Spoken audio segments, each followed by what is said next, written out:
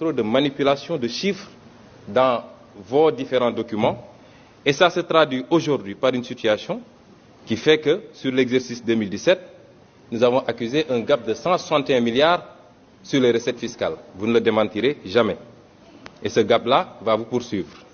Et à la fin du premier trimestre 2018, on est déjà à un gap de 40 milliards sur les recettes fiscales. Ensuite, nous avons, et nous l'avons démontré, puisque personnellement j'ai saisi le FMI et je vous en ai fait ampliation, que sur les années passées, vous avez fait un dépassement de l'ordre de 216 milliards sur les ressources extérieures. Et c'est extrêmement gravissime, ça veut dire que tous les chiffres que vous nous donnez, nonobstant votre rengaine habituelle sur les notations ou je ne sais quoi, tous les chiffres sont faux. Et voilà les causes de la difficulté de trésorerie, malgré les dénégations. Et ça conduit à quoi? Ça conduit à une frénésie de l'endettement, 61% sur le PIB. C'est inadmissible pour le Sénégal. Parlons des eurobonds. 100 milliards en 2009, 250 milliards en 2011, 250 milliards en 2014, 660 milliards en 2017 et 1184 milliards aujourd'hui. Et vous nous dites que vous n'avez pas de difficulté. Blanchiment de fraude fiscale. Fii la ñu toog avril 2012 ma bind lettre directeur général des impôts et domaines ne ko fayekul Petro-Tim suñu xaalis. Taxe de plus-value bi ñu waroon fayeku ci gannaaw bi ñu defee seeni maguy diggante président rakkam ak Aly Ngouille Ndiaye ak Franck Timis mais loolu ñàkk nañ ko mais suñu demee ba di jaay di spéculer ngeen war a fayeku taxe de plus-value. Vous êtes inspecteur des impôts, vous savez ce que je dis. Vous, on se connaît très bien. Li Cheikh Gueye di wax kuy tux ak kuy laxas poon xamante nañu. Vous savez très bien que waroon ngeen ko fayeku.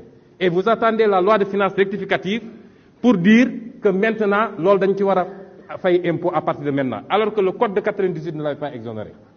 Loolu moo leen andil problème yi su ngeen jógee bu ko teg ci ndoddu sénégalais yi naan prix pétrole ak prix nangam nangam te ñi war a fay duñu fay. Ñetteel bi copinage fiscal bi ngeen nekkee toog nañu fii daaw ma bind ci benn dossier ADAX interpellé woon naa ci président Moustapha Niasse mu ne moom bokkatul ci société booba wala société bi ñuy liggéeyal Orex may leen 100 milliards de redressement fiscal ngeen bugg a njuuj njaaj ba ñooñu duñ ko fay. Tey yow mii avril lettre en date du 12 avril bind nga ab lettre ne suspendre nga la perception de ces redressements fiscaux. 100 milliards mooy déficit budgétaire bi ngeen am tey déficit fiscal bi ngeen am.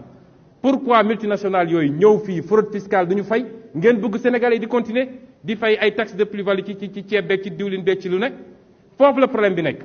Ñetteel bi wax naa la ko fii bi ngeen ko defee am na lettre boo jël fii en 2018 ne sànq ñi ngi tudd la fameuse taxe locale yow jël nga lettre keroog rek exonéré ci le secteur hôtelier du moins parce que Racine Sy seen xarit la wala seen militant la te day def lobbying. Nu ngeen buggee réew mi vous outrepassez vos propres compétences ñii di génn fii ci assemblée nationale bi xamuñu ni la loi fiscale est du domaine exclusif de l'assemblée nationale. Ministre amul droit daal di effacer dette fiscale et vous prenez vous des documents pour effacer la dette fiscale.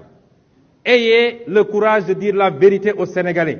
Seen cuune seen ñàkk bën ak seen ñàkk patriotisme ak ndëng gi ngeen jiital ci seen gouvernance moo andi problème yi ci Sénégal.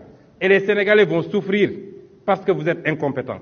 Mais les Sénégalais vont souffrir parce que cette frange du peuple pàccu Sénégal boobu bi nga xam ne xaalis bi ngeen di doon jëlee ci ñoom Timis ak ñoom ñeneen ak ñeneen di ko jox ay 25 000 ak 20 000 pour ñu voter leen ñooy doon les premières victimes de lii. Réew tappale du ko defar réew jub ak liggéey moo koy defar. Je vous remercie.